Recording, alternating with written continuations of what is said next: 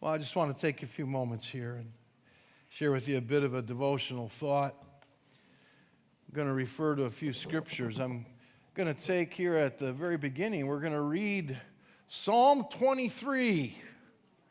All right? Psalm 23, you're probably familiar with it. It's one of the more popular passages, I guess, so over time. You know, people reference it. People have it in their home, maybe on a plaque or something framed, or what do they call those? A shadow box. Ooh. Yeah. And Psalm 23, the Lord is my shepherd. I want to pause here. I'm going to maybe pause randomly as we read this, just make a few devotional comments.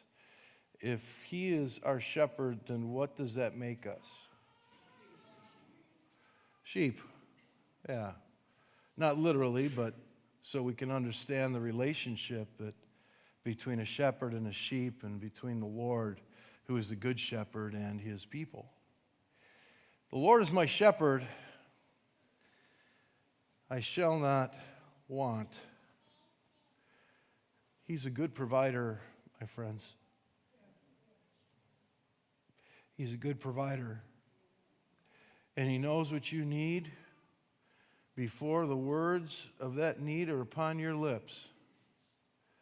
That's how attentive this shepherd is over your life. The Lord is my shepherd, I shall not be in want. He makes me lie down in green pastures. He leads me beside still waters. Little easier to drink from still waters. Do you ever stick your head in a rapids on purpose?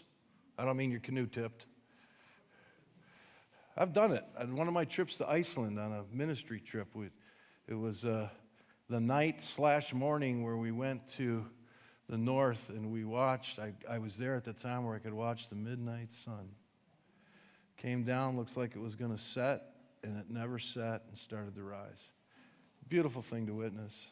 So, it takes hours to do that. And on our way back in this rural area, of course, most of Iceland is rural, other than, Reykjavik.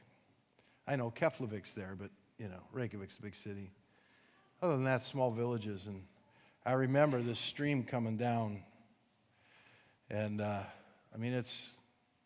it's good water. Now, granted, I did look upstream first before I dipped my head in there to take a drink. Because I was with a few people, and I don't trust those guys. But I did. I stuck my head in that stream, but it wasn't still water. It was rushing, and it was coming down. And, to go get a little drink, you basically soaked your head. You're thinking, why would you do that? Well, because I'm not very smart. But still waters, peaceful waters, easy to be refreshed, easy to drink. Green pastures, place where sheep, where they can rest, where they can feed. This is the places that the Lord brings us. Besides still waters, he restores my soul, my mind, my emotions, the inner workings of who I am when the demands of life might try to break us down or provide pressure, or we feel a little broken, we don't feel resilient, we might feel exhausted. We fight a battle that maybe we're not able to win. We feel like we're losing. He brings us to a place where our soul is restored. He leads me in paths of righteousness for his name's sake. Even though I walk through the valley of the shadow of death, I don't have to fear any evil. Now, why is that? If you look at this, it's all the places that he walks and he leads. And if we go through a valley of the shadow of death, we will fear no evil. for he is with us, right? His rod and his staff comfort me. Remember David? Shepherd boy? Conquered the bear and the lion. The sling, stones, a rod, and a staff. It's a beautiful picture of who the Lord is over your life in dark times, in difficult times, and when you feel surrounded by the mountains, the things are just too big, not easy to climb out. Doesn't seem like a lot of light shines there because you're surrounded by the problems of life, the mountains of life. It's a very narrow span between the rising of that sun over that mountain and the setting of it of another. You don't have to fear any evil if the Lord is walking with you through it. You see, you will see his rod and his staff protect you. They'll comfort you. They'll bring you peace. They'll bring you stability. They'll bring you security instead of fear. You prepare a table before me in the presence of my enemies. You anoint my head with oil. My cup overflows. Prepares a table in the presence of my enemies. I've preached it before here. You may have been here whenever I did in the past, and I'm not going to go into a big explanation here. I'm just telling you that there was a culture and a time back then where if you were being pursued by an enemy, if you could make it to somebody's tent, touch the pole of the tent, and they would take you in, the enemy could not enter. And those who took you in took care of you. They fed you. And this is the imagery that the psalmist is writing. He says, this is what the Lord does. He prepares a table for you in the presence of your enemy. Your enemy can't trespass that barrier. There's a hospitality of the Lord and a generosity of the Lord that comes to us when we're being chased, if we will run into him. That's what he does. I don't know what you face. I don't know what you're running from. I don't know what you're running to. I don't know what's chasing you. Maybe it's your memory. Maybe it's things of the past. He will prepare a table for you where you can rest. And you can eat of him and all his goodness and of his word. And it will nourish you. It will comfort you. It will bring life to you. And he will do all this right in the presence and in the face of your enemy. And there's nothing that Satan can do about it, because he is the Lord. And he is the one who leads you and is looking for you, watching you, caring for you. You prepare a table before me in the presence of my enemies. You anoint my head with oil. My cup overflows. Surely goodness and mercy shall follow me all the days of my life. I know we're supposed to press on and not look back, but you know, that's how praise comes, as we survey and remember all that the Lord has done. Listen, I want you to, for a moment here, look over your shoulder. Is there a trail that you're leaving behind you that has to do with the evidence of goodness and mercy? Or is the ledger of your life showing something else? I shall dwell in the house of the Lord forever. Listen, I want to share this with you. This is the thought. If you and I are not experiencing the Lord in this manner in our life, like we just read, then maybe we're not following him. If we don't know the Lord like this, if we don't see our shepherd doing these things in our life, then maybe we need to pause and say, am I really following him? And this isn't about, well, I showed up at church or I volunteer a little. And hey, listen, that is Christian activity. But that does not describe if we're following the shepherd. You see, all these places he leads us, it means we follow. He's the shepherd, we're the sheep. I want to know the Lord like this in my life and continue to know him like this in my life. I want my children, my friends, I want you to know, and you'd be able to read Psalm 23, and it's not just because you attended a funeral, but you can read this and say, this is who the Lord is for me, and this is what he does for me, and it covers all these places that I kind of go in life. Is he showing up like this for me? And if not, it's not the shepherd's fault. It's that we're not maybe following him and checking in now and then and saying, hey, I see him. I can see him in somebody else's life. I threw up a prayer. That's not following him.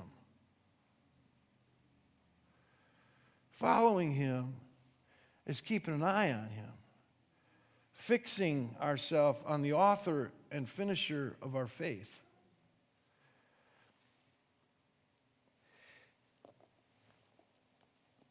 Life gets tough. Whether you're righteous or unrighteous, this life is tough. And you and I need a shepherd. Now, I want to mention something here, and it's from Isaiah 53. It says this, verse 6, all we like sheep have gone astray. Each one of us have turned to his own way. I want you to catch that. Sheep can wander and sheep can get lost. We see it different places in Scripture. Jesus talks about the lost sheep and what the shepherd does. We know that sheep can get lost. How many of you since your conversion to Christ, somewhere along the way, you got a little turned around? You got a little lost. You found yourself wandering. Or in your heart and mind you wandered. Your body didn't follow, but you were preoccupied and you wandered, and all of a sudden there was this arrest that came to your spirit, saying, hey, what are you dwelling on? What are you thinking? You know, when we start to do that, it's at the point where we're about to conceive sin, James talks about. And sin, once it's conceived, it gives birth to sin, or in full grown, and it leads to death. You see, we can wander and we can get lost. And do you know how sheep get lost? One clump of grass at a time. Little here, little there. And so fixated on what we want. We say it's what we need, and we need, the sheep need grass, they need to eat, but what they want and they lose touch with the shepherd. Now here's the trick. We glance and we see other sheep.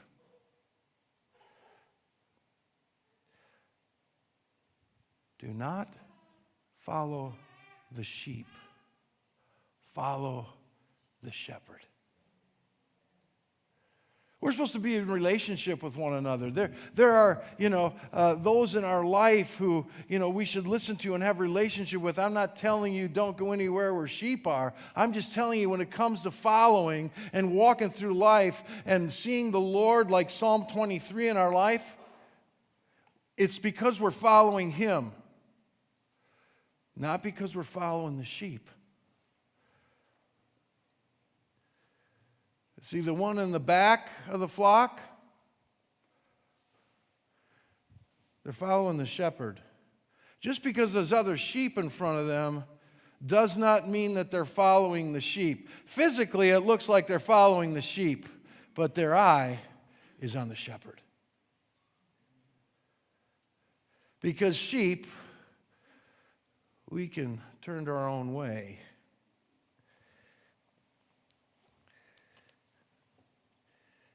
John chapter 10 reads like this. Chapter 10, let's start with, we'll start here in the middle of verse 3. The sheep hear the shepherd's voice, and he calls his own sheep by name. By name.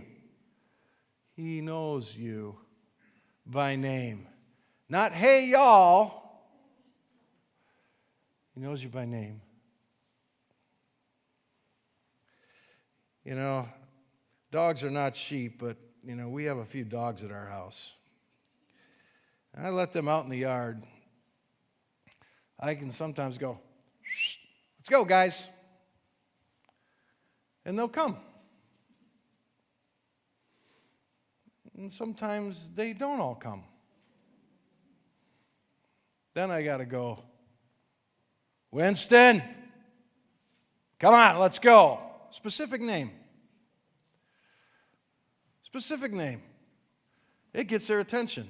Even this little puppy we got, cute little puppy, so hard to get angry with it because it's so cute and it's, it's one of the spaniel breeds. So, they just, even a man, you kind of just, hey, little, and I have to, every once in a while I catch myself when I'm outside and I have to look and say, make sure my neighbors aren't watching me. There's that guy drives that big diesel truck and he's out there going, hey, little baby. Yep, that's me. But sometimes I got to use her name because she's not answering the, let's all go, guys, come on. It's by name. Get her attention. Let her know I see her eating those frozen little raisins that the rabbits leave in our yard. It's true. Here's what it is, I guess. By name. Daphne? Doesn't that sound real great? Big diesel, big guy out in the driveway and yelling at his dog. Daphne! Instead of like, hey, Butch, get over here. Listen, he knows you by name. And he sees when we wander. But he calls you by name. Don't get lost in the crowd. Don't just follow the sheep. Keep your eye on the shepherd.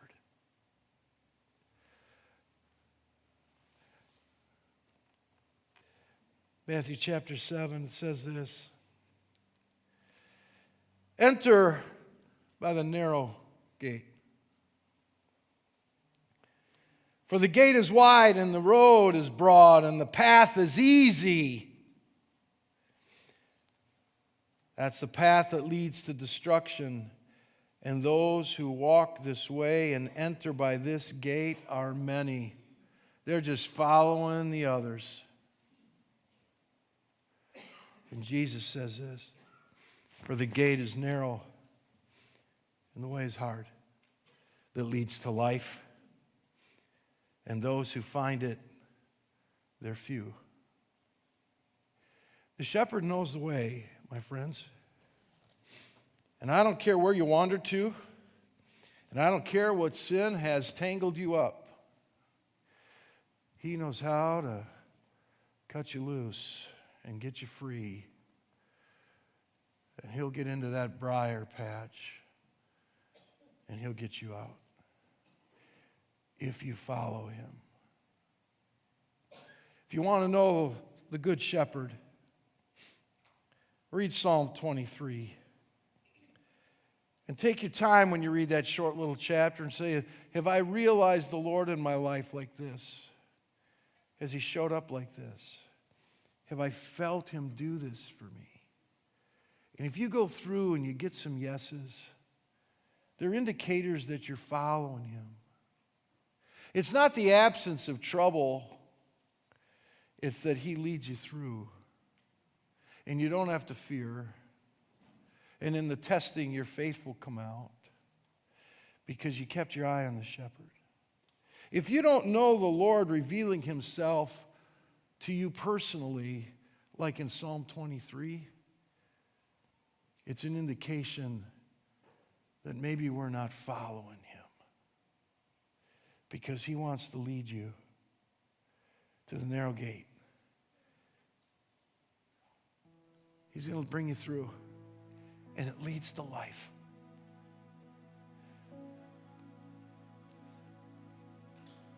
So when you make decisions in your life, and you might be in fellowship with other Christians, and we can learn and we can glean and all of that and have relationship, but listen, keep your eye on the shepherd. Follow the shepherd, not the sheep. Follow the shepherd. Don't turn to your own way. The temptation will be there, but keep your eye on the shepherd.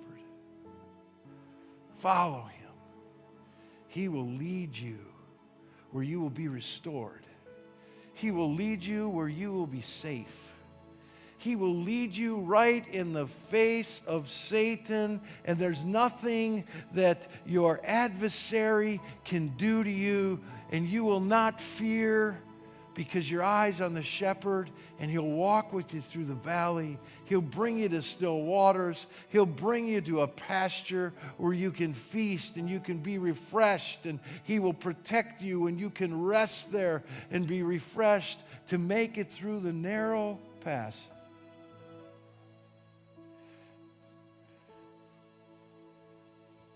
The Bible says, those the Father has given him cannot be snatched from his hand.